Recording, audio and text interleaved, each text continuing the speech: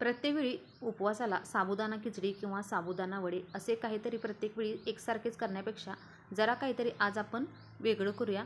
तर तुम्ही व्हिडिओ शेवटपर्यंत नक्की बघा, कारण आज आपण बनवणार आहोत उपवासाचे थालीपीठ। तर 2 कच्च्या बटाट्यापासून आज आपण बनवणार आहोत। अजिबात बटाटा उकडायची वगैरे काही अजिबात टेन्शन नाही, फक्त 2 कच्च्या बटाट्यापासून आज आपण हे बनवणार आहोत। तर इथं मी 2 कच्चे बटाटे स्वच्छ धुवून घेतलेले आहेत। आता या दोन्ही बटाट्याच्या आपण साली काढून घ्यायच्या। इथं मी थोडेसे मोठ्या साईजचे हे बटाटे होते आणि दोन्ही बटाट्यांच्या साली काढून घेतलेल्या आहेत। आता साली काढून घेतल्यानंतर हे दोन्ही बटाटे आपल्याला किसणीने किसून घ्यायचे। जे आपली छोटी घरात आलं किसण्याची किसणी असते त्या किसणीनेच आपण हे बटाटे दोन्ही किसून घ्यायचे। आणि बटाटा किसल्यानंतर आपल्याला हे अजिबात स्वच्छ धुवून वगैरे काही घेण्याची गरज नाही। इथं दोन्ही बटाटे किसून झालेले आहेत। आता आपण धुवून वगैरे काही घेणार नाही, असाच हा बटाटा आपण वापरणार आहोत। आता यामध्ये आपण चवीसाठी एक अर्धा चमचा इथं मीठ घालून घेणार आहे आणि त्यानंतर एक चमचाभर जिरे घालून घ्यायचे आणि त्यानंतर मी इथं एक मिरची आणि कोथिंबीरची पेस्ट करून घेतलेली आहे ती यामध्ये घालून घ्यायची। मिरची तुम्ही आवडीनुसार घालू शकता। इथं मी एकच मिरची वापरलेली आहे, कारण ती तिखट होती म्हणून एक मिरचीच वापरलेली आहे। आणि एक मोठे 2 चमचे मी शेंगदाण्याचा कूट वापरलेला आहे। आता शेंगदाणे हे भाजून त्यानंतर बारीक करून घेतलेले आहेत। आता याला छान असं मिक्स करून घ्यायचं। या बटाट्यामध्ये जे पाणी असतं यामध्येच आपण हे रेसिपी करणार आहोत। आता हे थोडंसं मला अजून जरासं पातळ वाटते, त्यामुळे अजून मी एक अर्धा चमचा यामध्ये शेंगदाण्याचा कूट घालणार आहे आणि पुन्हा याला छान असं मिनिटभर मिक्स करून घ्यायचं। बटाटा धुवून वगैरे घेण्याची काही गरज नाही आहे, असं आपण वापरणार आहोत। आता इथं हे सगळं मिक्स करून झालेलं आहे आणि दरवेळी खिचडी वगैरे बनवण्यापेक्षा असं काहीतरी कधीतरी नवीन ट्राय केलं पाहिजे।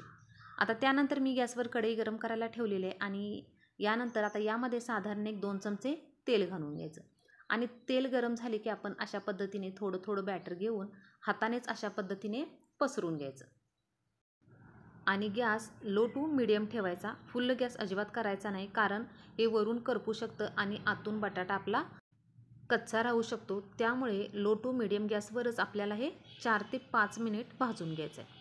आता थोडंसं हे वरून सुकायला लागलं की याच्यावर आपण एक चमचाभर तेल घालून घ्यायचं। वरून थोडंसं बॅटर हे सुकायला लागलं की त्यानंतर तेल घालून घ्यायचं आणि त्यानंतर 1 मिनिटभराने आपल्याला हे पलटी करून घ्यायचं आहे। अगदी टाकल्या लगेच पलटी करू नका, नाहीतर हे तुटू शकतं किंवा मोडू शकतं, कारण बटाटा कच्चा आपण वापरलेला आहे। त्यामुळे त्याला थोडासा कठीणपणा आल्यानंतरच मग थोडंसं याला पलटी करून घ्या आणि त्यानंतर याला एक थोडंसं अलटी-पलटी करून आपल्याला 4 ते 5 मिनिट लो टू मीडियम गॅसवर हे अशा पद्धतीने भाजून घ्यायचं आहे। अगदी झटपट होणारी ही रेसिपी आहे, तुम्ही पटकन उपवासाला करू शकता। अगदी ज्यावेळी वाटेल की तुम्ही शाबू भिजत वगैरे घातली नसेल त्यावेळी तुम्ही अशा पद्धतीने पटकन काहीतरी उपवासाला बनवू शकता आणि बटाटा उकडायचं वगैरे काही टेन्शन नाही।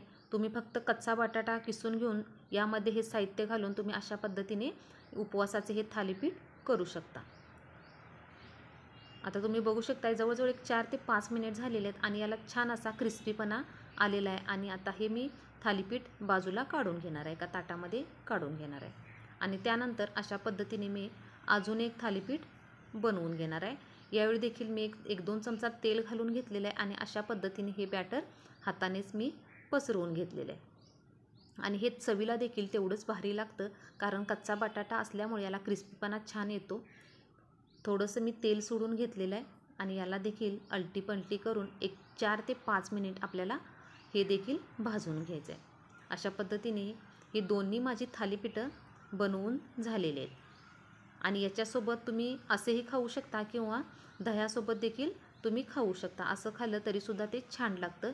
एकदम असं क्रिस्पीपणा आणि थोडासा याला कुरकुरीतपणा येतो, त्यामुळे हे खायला छान लागतं आणि दह्यासोबत तुम्ही खाऊ शकता।